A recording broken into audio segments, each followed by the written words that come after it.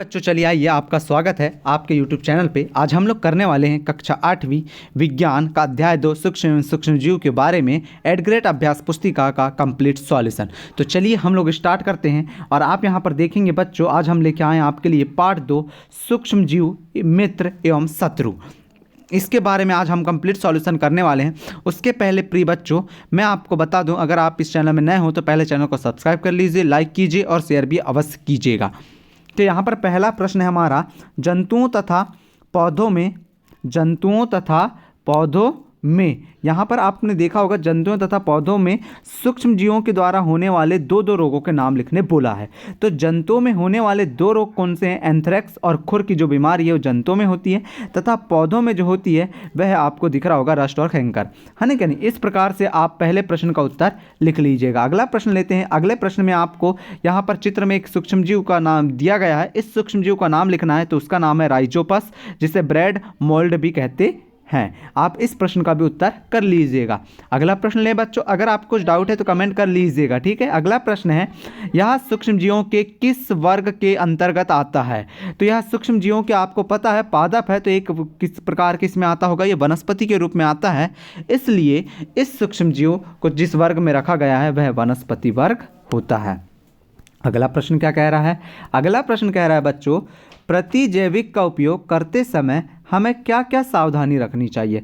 जब हम कोई भी प्रतिजैविक का उपयोग करते हैं तो हमें उस समय क्या क्या सावधानी रखनी चाहिए? तो प्रतिजैविक का उपयोग डॉक्टर की सलाह पर ही प्रतिजैविक की दवाएं लेनी चाहिए। मतलब कि आपको कभी भी बिना डॉक्टर की सलाह से कोई भी दवाई नहीं लेनी चाहिए, कोई भी प्रतिजैविक का उपयोग नहीं करना चाहिए, तथा उस दवा का कोर्स भी पूरा करना चाहिए। मतलब कि आपको जब तक खाना है, जब तक आप ठीक नहीं हो जाते, उसका जो जितने दिन का कोर्स रहता है वह पूरा कंप्लीट करना है।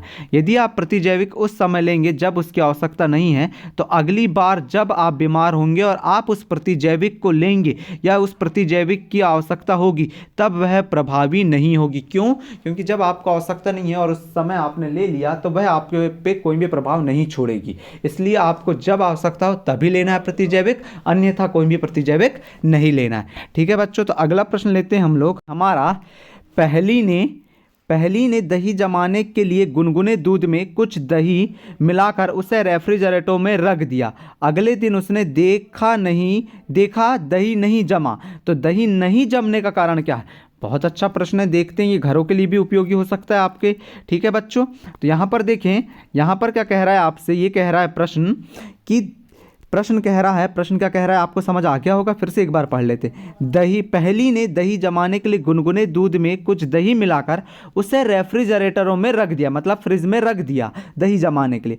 अगले दिन उसने देखा दही नहीं जमा। दही नहीं जमने का कारण क्या है? तो दही नहीं जमने का कारण यह है कि जब हम दूध को उबाल कर रखते हैं तो उबालने से सूक्ष्मजीव नष्ट हो जाते हैं, और इस प्रकार से हम अपना दूध रेफ्रिजरेटर में रखते हैं तो कम ताप पर सूक्ष्मजीव की वृद्धि को रोकता है, जिससे कि वो क्या होगा? सूक्ष्मजीव उस पर नहीं बने। इस कारण से आपका दही नहीं बन पाया। अगला है, मित्रवत सूक्ष्मजीव क्या होते हैं? इनके उपयोग को सूचीबद्ध करें। तो मित्रवत सूक्ष्मजीव विभिन्न कार्यों में उपयोग किए जाते हैं। इनका उपयोग दही, ब्रेड एवं केक बनाने में किया जाता है।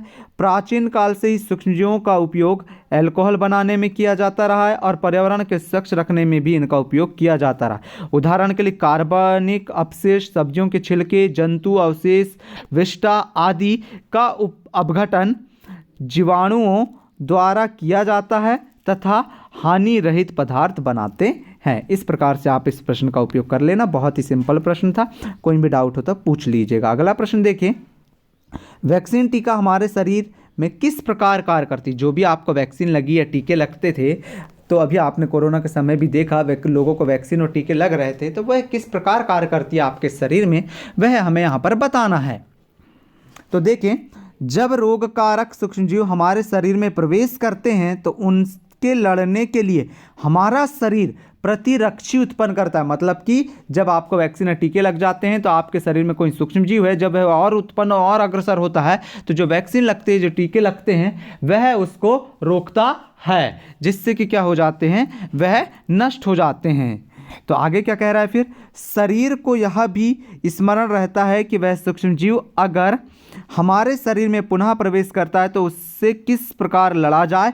अतः यदि मृत अथवा निष्क्रिय सूक्ष्म जीवों को स्वस्थ व्यक्ति के शरीर में प्रविष्ट कराया जाए तो शरीर की कोशिकाएं उसी के अनुसार लड़ने के प्रतिरक्षी उत्पन्न करते हैं और जिससे रोग कारक को नष्ट कर देती हैं। अर्थात जो भी आपके शरीर में क्या गया है, मान लीजिए कोई भी ये एक सूक्ष्मजीव प्रवेश किया है, जब आपने क्या ले लिया, वहां पर वैक्सीन लगा लिया, तो वैक्सीन लगाने से क्या हो गया, वह वो जो रोग था वह क्या हो जाएगा, नष्ट हो जाएगा। तो आगे देखेंगे, अगला प्रश्न है, सातवां प्रश्न है। सातवां प्रश्न क्या कह रहा है, पहली ने आधा किलो आटा लेकर उसमें थोड़ी सी चीनी डालकर गर्म जल मिलाया तथा एक चुटकी ईस्ट पाउडर मिलाकर गूंथ लिया, तो 2 घंटे पश्चात उसने देखा आटा फूल गया। तो पहली के निम्न प्रश्नों के उत्तर देने में आप मदद कीजिए।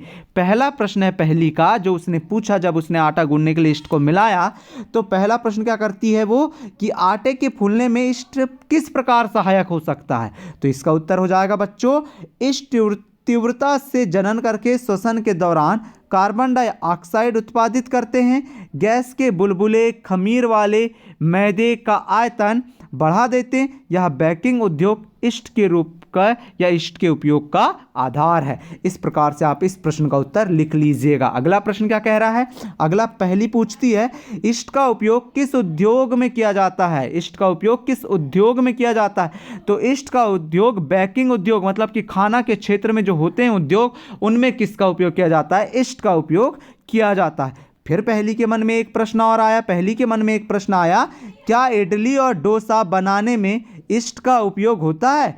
तो हाँ, इडली और डोसा बनाने में भी ईस्ट का उपयोग होता है, क्योंकि वह क्या करते हैं, ईस्ट इडली और जो गोल रहती है ना इडली और डोसा, उसको फुलाने में, बड़े करने में क्या रहते हैं, बहुत मदद करते हैं। इस प्रकार से ये पहली के प्रश्न थे और पहली के प्रश्नों को आपने क्या करा, उत्तर द्वारा समझाया। अगला प्रश्न ले लेते हैं, साधारण नमक का परिरक्षक के रूप में उपयोग करते हैं, क्यों करते हैं परिरक्षक के रूप में साधारण नमक का। क्योंकि साधारण नमक का उपयोग हम अचार बनाने में करते हैं, क्योंकि उससे सूक्ष्मजीव की वृद्धि नहीं होती है और साधारण नमक एक परिरक्षक हो जाता है। अर्थात वह सूक्ष्मजीव जो उत्पन्न होने वाले थे, जो हमारे अचार कह सकते हैं, कोई भी खाद्य पदार्थ को नष्ट करने वाले थे, जब हम उसमें नमक की मात्रा मिला देते हैं तो वह प्रतिरक्षी वहां पर उत्पन्न नहीं हो पाते, मतलब कि जो सूक्ष्मजीव हैं वह उत्पन्न नहीं हो पाते। नमक एक प्रकार से प्रतिरक्षी का कार्य करता है। ठीक है, इस प्रकार से इस प्रश्न का उत्तर हो गया 8वें का। 9वां प्रश्न है, नाइट्रोजन चक्र को आरेख द्वारा प्रदर्शित कीजिए। तो यहां पर नाइट्रोजन चक्र हमने बनाया, जैसे वायुमंडलीय नाइट्रोजन, तड़ित द्वारा नाइट्रोजन का स्थिरीकरण, फिर यहां पर लिख लेंगे वायुमंडलीय नाइट्रोजन का जीवाणु में नीले हरे शैवाल द्वारा स्थिरीकरण, फिर पौधों का अवशोषण, जंतुओं द्वारा पौधे का खाना। मतलब कि इस प्रकार से नाइट्रोजन चक्र आपको दिख रहा होगा बच्चों, आप इसे पूर्णता कर लीजिएगा और इसे समझना है तो एक वीडियो हमने बनाया है इसके पर भी, उसकी लिंक हम आपको दे देंगे, कमेंट कर लीजिएगा, वहां पर आपको लिंक मिल जाएगी। और अंतिम प्रश्न है हमारा, मनुष्य में सूक्ष्मजीवों द्वारा होने वाले सामान्य रोग, उनके रोगजनक सूक्ष्मजीव तथा रोग के बचाव के उपायों को तालिकाबद्ध सूचीबद्ध कीजिए। यहाँ पर थोड़ी जगह कम थी, इसके लिए हमने इतने ही रोगों को लिया है। आप आपकी बुक से और रोगों को ले सकते हैं, जैसे मानव रोग, क्षय रोग है, वो जीवाणु कारण होता है। संचरण का तरीका कहाँ से आता है, वायु से आता है, जिसमें रोगी पूरी तरह से क्या हो जाता है, अन्य रोगियों के अलग अलग जो रखना रहता है, मतलब कि रोगियों को अलग अलग रखिए, जिससे कि क्या होगा कि एक दूसरे के ऊपर नहीं जाएंगे। उसी प्रकार खसरा, चिकन पॉक्स, पोलियो, खसरा वायरस से होता है, चिकन पॉक्स भी वायरस से और पोलियो भी वायरस से होता है, और सब सीधे वायु के संपर्क में आने से ही शरीर में संचरित होते हैं। इसलिए एक व्यक्ति को दूसरे व्यक्ति के संपर्क में आने से हमेशा बचना चाहिए। अगला देखिए, हिपेटाइटिस ए, यह भी वायरस रोग है, यानी कि वायरस के द्वारा फैलता है। ठीक है, और ये वायरस के द्वारा जब फैलता है तो ये काय से आता है, हिपेटाइटिस ए जल के द्वारा होता है। और अब इसके उपचार क्या है, उबले हुए पेयजल का प्रयोग क्या, टीकाकरण करना चाहिए। जब आप उबला हुआ जल पीएंगे तो उसमें उपस्थित कीटाणु पूरे नष्ट हो जाएंगे, जिससे कि आपको हिपेटाइटिस ए रोग नहीं होगा, या आप टीका लगा के भी हिपेटाइटिस ए को रोक सकते हैं। तो इस प्रकार से बच्चों हमने अध्याय 2 आपने देखा, अध्याय 2 का कंप्लीट सॉल्यूशन कर लिया है। और अध्याय 2 के कंप्लीट सॉल्यूशन में अब आपको कोई भी दिक्कत हो कमेंट कर लीजिएगा। अध्याय 2 हमने सूक्ष्मजीव, मित्र एवं शत्रु, मतलब कि जो सूक्ष्मजीव होते हैं वो हमारे मित्र भी होते हैं, शत्रु भी होते हैं, कैसे होते हैं उसका कंप्लीट जो प्रश्न के उत्तर दिए गए थे, मतलब प्रश्न दिए गए थे उनका उत्तर कर लिया है। अब कोई भी डाउट है तो कमेंट कीजिए और पूछ लीजिए। इसी प्रकार के वीडियो के लिए प्लीज चैनल को सब्सक्राइब अवश्य कीजिए। Thank you for watching student.